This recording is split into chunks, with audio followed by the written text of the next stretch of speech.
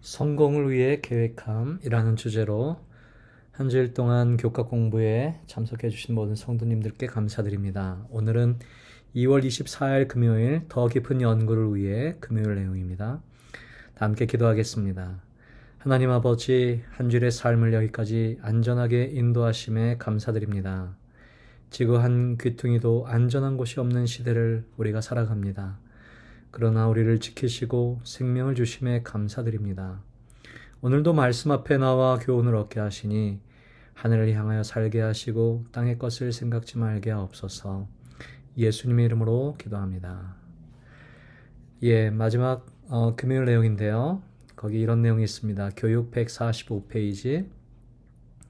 현재 짧은 세월에만 국한되고 영원한 미래를 위해 대책을 세우지 않은 어떤 사업 설계나 인생의 계획도 결코 건전하다거나 완전할 수 없다.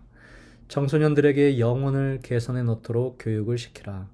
그들로 하여금 원칙을 택하고 영원한 재산을 구하도록, 다시 말해 하늘에 둔 바 다음 없는 보물, 도적도 가까이 하는 일이 없고 좀도 먹는 일이 없는 보물을 자신들 위해 쌓으며 불의의 재물로 친구를 사귀어 그 불의의 재물이 없어질 때에 저희가 영원한 저소로 영접할 수 있도록 교육시키라. 이렇게 하는 모든 사람들은 이 세상의 생활을 위하여 가능한 최선의 준비를 하는 자들이다. 누구를 막론하고 이 땅에서의 그의 삶이 그것에 의하여 풍부하고 고상하게 되지 않고서는 하늘의 보물을 쌓아둘 수 없다. 마태복음 6장 19절에 있는 말씀이죠. 너희를 위하여 보물을 땅에 쌓아두지 말라. 거기는 좀과 동록이 해하며 도둑이 구멍을 뚫고 도둑질하느니라. 오직 너희를 위하여 보물을 하늘에 쌓아두라. 거기는 좀이나 동록이 해하지 못하며 도둑이 구멍을 뚫지도 못하고 도둑질도 못하느니라. 내 보물이 있는 곳에 내 마음도 있느니라. 2004년도 대한민국 서민들에게 가장 큰 인기가 있었던 투자는 CN 주식회사에 투자하는 것이었습니다. 그것은 부산, 울산, 경남뿐만 아니라 대구, 경북, 충남 및 서울 수도권까지 인기리에 급속도로 그 투자가 확산이 되었습니다. 의료기기를 사면 그것을 다시 임대하여 고수익을 낸다는 것이었는데, 가입 후 5년 동안 정확하게 이자 수입이 투자자들의 통장에 입금되었습니다. 자그마치 5년 동안. 그래서 아무도 의심하지 않았었죠. 투자자는 지인들에게 소개하는 것으로 그것이 급속도로 확산되었습니다. 가입자는 약 3만 명, 투자 금액은 4조에서 5조에 달했습니다. 투자자의 대부분은 가족, 친척, 지인들에게 투자를 권유했기 때문에 그것이 급속도로 확산되었었죠. 그러나 이것은 희대의 사기꾼 조희팔이 벌인 사기였습니다. 결국 2008년도 회사 전산망은 파괴되고 현금화에 든 모든 투자자금을 가지고 그는 도주하여 중국으로 밀항해 사라져버렸습니다. 개인들은 파산하였고 관계는 깨어졌고 투자자들 중에 10명은 절망감에 자살까지 하였습니다. 피해자 중에는 대구 지하철 참사 유족도 있었는데, 이 사고로 딸을 잃은 어머니는 사고 보상금으로 받은 2억 4천만 원을 친구의 권유로 이곳에 투자했다가 모두 잃고 말았습니다. 조이팔은 뇌물로 경찰, 검찰 등을 매수하여 자신의 도피 생활 동안 보호를 받았고, 그는 그의 죽음까지도 위장하여 공소시효를 소멸하게 하였습니다. 이 땅에 보물을 두지 말라는 권면의 말씀이 우리에게 적용되는 순간입니다. 오늘 우리의 마음은 어디에 있습니까? 우리의 삶의 행동, 그 목적이 어디에 있습니까? 우리는 왜 이 땅을 살아가고 있습니까? 우리는 우리의 모든 것을 다하여 어디에 우리의 마음을, 우리의 가치 있는 것들을 투자하고 있습니까? 집을 사고 땅을 사며 돈에 대해서 생각하고, 옷에 대하여 생각하고, 은행 잔고, 주식, 가구, 자녀 교육, 이런 것들이 우리의 대부분의 관심사가 아니겠습니까? 하늘에 대한 소망이 사라진 인생, 진정으로 우리가 그러한 인생을 지금 살아가고 있다면 문제가 아니겠습니까? 이 세상의 것들은 소유하면 소유할수록 더욱더 그것에 집착하게 됩니다. 이사야 29장 9절의 말씀입니다. 너희는 놀라고 놀라라. 너희는 맹인이 되고 맹인이 되라. 그들의 취함이 포도주로 말미암음이 아니며 그들의 비틀거림이 독주로 말미암음이 아니니라.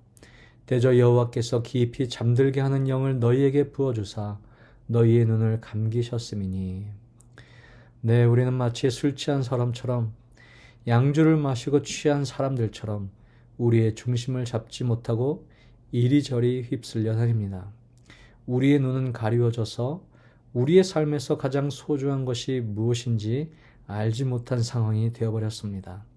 마태복음 6장 26절의 말씀에 보면 눈은 몸의 등불이니 그러므로 내 눈이 성하면 온 몸이 밝을 것이요 눈이 나쁘면 온 몸이 어두울 것이라고 말씀하십니다. 눈이 성하다라고 하는 언어적 의미는 눈이 단순하면, 눈이 하나이면, 눈이 건전하면, 눈이 초점이 하나이면 이라고 하는 의미입니다. 그것은 우리가 영적 통찰력과 판단력을 바르게 유지하는 것을 의미합니다. 우리는 눈이 두 개이지만 두 가지 사물을 동시에 볼 수 없습니다. 마찬가지로 우리는 세상과 하늘을 동시에 볼 수 없습니다. 우리가 세상을 보는 눈을 가지고 하늘을 볼 수는 없습니다. 발람은 재물에 눈이 멀어 나귀도 보고 피하는 천사를 볼 수 없었습니다. 하나님의 버금가는 신이 재물신임을 우리는 너무도 잘 알고 있습니다. 산상보온 100합본 1022페이지에 이런 말씀이 있습니다. 흑암 가운데 거하는 자는 결국 시력을 잃게 될 것이다. 그는 한밤의 흑암보다 더욱 짙은 흑암에 갇히게 된다. 그리하여 가장 밝은 대낮도 그에게는 아무런 빛을 가져다 줄 수 없다. 음성은 귀머거리가 된 귀에 떨어지고 빛은 어두워진 눈을 비출 뿐이다.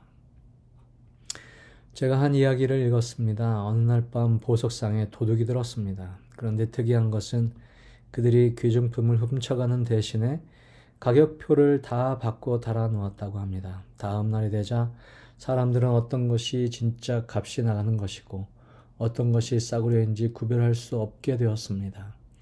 값비싼 보석이 갑자기 싸구려가 되었고 실제로 값이 나가지 않는 인조보석이 갑자기 비싼 물건이 되었습니다. 고객 중 자기는 가장 비싼 것을 샀다고 생각한 사람은 사실은 가짜를 산 것이고 너무 비싸서 싼 것을 산 사람은 가장 귀한 보석을 안고 상점을 떠났습니다. 요즘 우리들이 사는 세상은 누군가 가만히 들어와 정가표를 바꾸어 달아놓아 엉망을 만들어 놓은 세상처럼 보여집니다. 정말 무엇이 귀하고 무엇이 가치 있는지 알기 어려워졌습니다. 물질적인 부를 축적하고 권력을 잡는 것에 사람들은 높은 가치를 매깁니다. 세상의 인기와 특권과 미모와 명예에 높은 값을 매깁니다. 그러나 예수님은 그런 것과는 다른 것에 가치를 두십니다. 그분은 우리의 눈을 들어 하늘을 보라라고 말씀하십니다. 하늘에 우리의 보물을 쌓으라고 말씀하십니다. 그곳에 우리의 온전한 마음을 두라라고 말씀하십니다. 한 어머니가 남매와 함께 살고 있었습니다. 그런데 그 아들은 어린 시절에 그 가난한 생활을 못 견뎌 결국 집을 나가고 말았습니다. 어머니는 딸을 데리고 아들이 돌아오기를 기다리며 강변에서 여관업을 하게 되었습니다. 가난 때문에 집을 나간 아들을 잊을 수가 없었던 그들의 소원은 돈을 많이 모으는 것이 되고 말았습니다. 그래서 많은 돈을 모으는 것이 행복이라 생각하고 그 행복을 빨리 얻기 위해 무서운 범죄를 저질렀습니다. 모녀는 여관의 투숙객에게 수면제를 먹이고 죽인 뒤에 돈을 빼앗고는 시체를 강물에 던져버리기 시작했습니다. 그런데 어느 날 집을 나간 아들이 성공하여 오랜만에 어머니와 누이 동생이 있는 마을에 오게 되었습니다. 그리고 어머니와 누이 동생을 깜짝 놀라게 해줄 마음으로 자신의 신분을 감춘 채 여관에 투숙하게 됩니다. 하지만 그 모녀는 그가 자신들의 아들이며 오빠라는 생각을 전혀 하지 못했습니다. 그저 돈 많은 부자 정도로만 생각했습니다. 그래서 그날 밤도 수면제를 먹여 돈을 빼앗고 그를 강물에 던져버리고 맙니다. 시체를 처리한 뒤에 그 청년의 짐을 뒤지던 두 모녀는 그 안에서 나온 신분증을 보고 깜짝 놀랍니다. 왜냐하면 자신들이 살해한 남자가 바로 그토록 기다렸던 아들이었고 오빠였기 때문이었습니다. 결국 절망한 어머니는 아들을 던져버렸던 강물에 뛰어들어 생을 마감합니다. 그리고 그 모습을 본 딸도 자살을 하게 됩니다. 이 이야기는 프랑스의 작가 알베르 까뮈의 오해라는 작품의 내용입니다. 인간의 탐욕이 어떤 결과를 가져오게 되었는지를 우리에게 보여줍니다.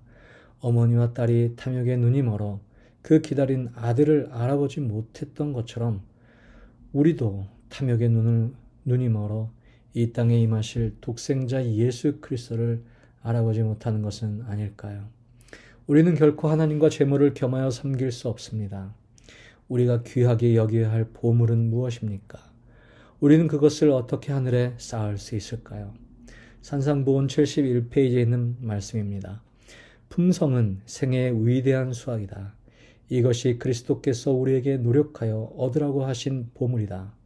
그리스도의 은혜를 통하여 사람의 마음속에 하늘을 향해 가고자 하는 욕망을 불러일으키는 모든 언행, 곧 그리스도와 같은 품성의 형성에 이바지하는 모든 노력은 하늘의 보물을 쌓고 있는 것이다. 너희가 그리스도와 함께 다시 살리심을 받았으면 위의 것을 찾으라. 거기는 그리스도께서 하나님 우편에 앉아 계시느니라. 골로새서 3장 1절에 있는 말씀입니다. 교육 137페이지에 있는 말씀입니다. 사업의 성실성과 참된 성공의 기초에 놓여 있는 것은 하나님의 소유권을 인정하는 것이다. 만물의 창조주께서 원소유주이시다. 우리는 그의 청지기들이다.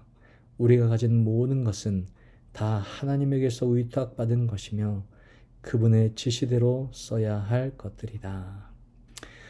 네, 한 주일 동안 주님께서 우리에게 베푸신 은혜에 감사드립니다. 다가오는 안식일의 시간을 통해서 더욱 주님과 교제하며 또 그분께 영광과 찬양을 돌리는 귀한 예배의 시간이 되기를 간절히 소망합니다. 감사합니다.